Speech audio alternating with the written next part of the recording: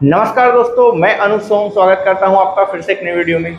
उत्तराखंड, जिसे देवभूमि के नाम से भी जाना जाता है, भौतिक दृष्टि से दो भागों में विभाजित किया जाता है।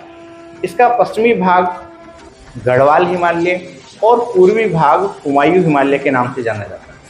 गढ़वाल हिमालय नदियों के लिए प्रसिद्ध है, जबकि कुमायूं हिमालय झीलों के लिए प्रसिद्ध है। उत्तराखंड में उत्तर भारत के चार धाम भी स्थित हैं।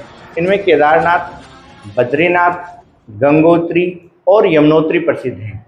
साथ ही साथ उत्तराखंड में पंच केदार भी हैं।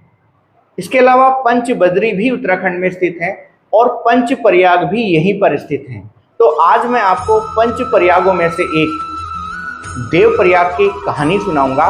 तो चलिए वीडियो शुरू करते हैं। देखिए, देव प्रयाग ऋषिकेश से लगभग 70 से 71 किलोमीटर की दूरी पर है। देवप्रयाग के विषय में स्कंद पुराण के केदार खंड में वर्णन मिलता है। यहाँ पे पुरानी कथाओं के अनुसार एक बार क्या हुआ, देव शर्मा नामक एक ऋषि के द्वारा भगवान विष्णु की तपस्या की जाती है। भगवान विष्णु तपस्या से प्रसन्न होकर वर मांगने के लिए बोलते हैं। तो देव शर्मा कहते हैं कि मुझे कुछ नहीं चाहिए, बस आप इस स्थान पर विराजमान हो जाएं। तो भगवान विष्णु कहते हैं कि मैं त्रेता युग में राम के नाम से अवतार लूंगा और यहीं पर ब्रह्म हत्या होने के बाद, यानी कि क्योंकि रावण ब्राह्मण था, तो ब्रह्म हत्या करने के बाद मैं इसी स्थान पर तपस्या करूंगा। तो यहीं पे भगवान राम ने ब्रह्म हत्या की मुक्ति के लिए तपस्या भी की थी। तो ये स्थान बड़ा पवित्र है। पुराणों में और सतयुग के समय इसे सुदर्शन क्षेत्र के नाम से जाना जाता है। लेकिन जब देव शर्मा के द्वारा भगवान विष्णु की यहाँ पर तपस्या की गई, तभी से ये स्थान देवप्रयाग के नाम से प्रसिद्ध हुआ। देवप्रयाग 3 पर्वतों के मध्य है, जिनमें दशराथचल, गज्र और नरसिंह पर्वत प्रमुख हैं। यहीं से माँ गंगे अपना नाम भी प्राप्त करती हैं। जी हाँ, अधिकांश लोग ये जानते भी हैं कि भागीरथी और अलकनंदा नदी के संगम पर ही देवप्रयाग है और यहीं से भागीरथी को आगे गंगा के नाम से जाना जाता है। भागीरथी और अलकनंदा नदी का जहाँ पर संगम होता है, यहीं पर 2 पवित्र कुंड भी हैं।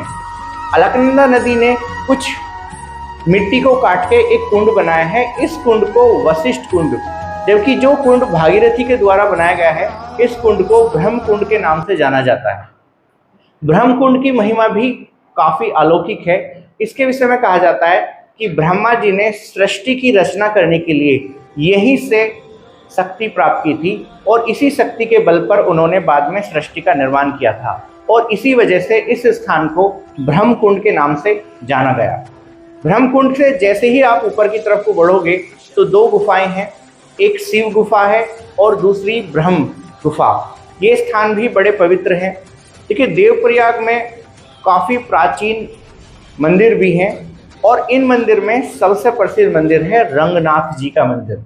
रंगनाथ जी के मंदिर के विषय में विशेषता यह है कि भगवान विष्णु का कात्यायन शैली में बना ये मंदिर है। इस मंदिर के विषय में कहा जाता है कि देव शर्मा ने इस मंदिर का निर्माण कराया था। बाद में 8वीं शताब्दी में आदि गुरु शंकराचार्य के द्वारा इस मंदिर का जीर्णोद्धार कराया गया और इसी मंदिर के जस्ट पीछे शंकराचार्य की गुफा भी स्थित है। कहा जाता है कि शंकराचार्य ने जब इस मंदिर का निर्माण कराया तो लगभग 1803 में यहाँ पे एक भूकंप आया था और भूकंप आने के कारण मंदिर को काफी क्षति हुई। इसके बाद मराठा सरदार दौलत राव सिंधिया के द्वारा इस मंदिर का जीर्णोद्धार कराया गया। तो वर्तमान में जो मंदिर है, ये कहा जाता है कि दौलत राव सिंधिया के द्वारा बनाया गया है। इसके बाद यहाँ पे एक भरत मंदिर है। भरत मंदिर की कहानी ये है कि जिस समय औरंगजेब का भारत पे शासन था, तो उसने बहुत सारे मंदिरों को नष्ट कराया था। तो कुछ ऋषि जो ऋषिकेश में बसते थे, उन्होंने भरत जी की पवित्र मूर्ति ऋषिकेश से हटा के देवप्रयाग में स्थापित की थी और उसी के बाद यहाँ पे भरत जी का प्राचीन मंदिर भी बनाया गया है। ये मंदिर मध्यकाल में औरंगजेब के समय बनाया गया है। इसके बाद यहीं पर महिषामर्दिनी मंदिर है। महिषामर्दिनी मंदिर के बाद कुछ ही दूरी पर एक मंदिर है जिसे नरसिंह मंदिर के नाम से जाना जाता है और इसके बाद यहाँ पे एक पवित्र स्थान है नागराज मंदिर।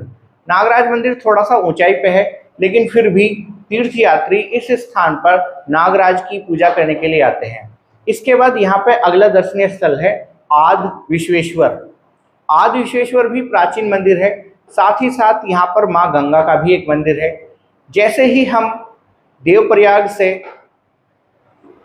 बद्रीनाथ की तरफ को बढ़ते हैं तो बद्रीनाथ मार्ग पे एक स्थान है जिसे सीता की कुटी कहा जाता है। इसके विषय में मान्यता ये है कि एक बार क्या हुआ, जब राम जी सीता को लेकर अयोध्या आए और उन्होंने शासन करना शुरू किया तो कुछ लोगों ने माँ सीता की आलोचना की और इसी आलोचना के भय से भगवान राम ने सीता को छोड़ दिया था और ये कार्य लक्ष्मण को सौंपा गया था। तो लक्ष्मण सीता को छोड़ने इस स्थान पर आए थे और इसी स्थान पर माँ सीता को वे छोड़कर चले गए थे। तो इस स्थान को सीता कुटी के नाम से जाना जाता है। इसी से कुछ स्थान पर आगे चलकर वाल्मीकि का पवित्र स्थान भी है, जिसके विषय में कहा जाता है कि यही वो स्थान है जहाँ पर वाल्मीकि के द्वारा रामायण भी लिखी गई थी और साथ ही साथ इसी स्थान पर लव और कुश का जन्म भी हुआ। यहीं पर प्राचीन मान्यताओं के अनुसार धरती फटने से माँ सीता पृथ्वी में समाई थी।